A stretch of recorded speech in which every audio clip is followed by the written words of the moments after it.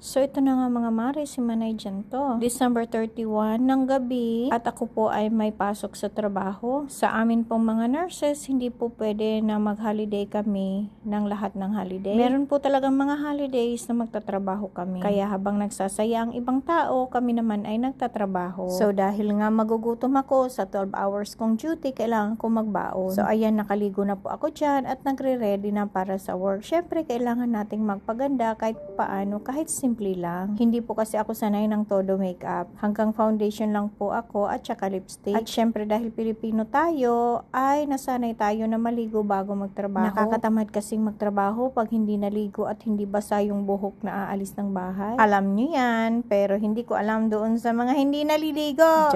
Joke. So ayan na nga, aalis na nga po ako sa bahay at gabi na. Alas 7 ng gabi po ang aking duty hanggang alas 8 ng umaga. Kaya kung bibilangin nyo, 13 hours talaga ang trabaho ko kada gabi. Pero dito sa Amerika, 3 nights lang ang minimum naming trabaho. So, full-time na po yan, 36 hours a week. At 3 gabi or 3 araw lang ang kailangan mong pagtrabahuhan unless gusto mong mag-overtime. So, ayan, magmaneho na tayo papunta ng ospital. Malapit lang po sa bahay ang ospital na pinagtatrabahuhan ko. At dahil New Year's Eve ngayon, ay sigurado maraming okasyon at pagkain dyan sa loob ng ospital.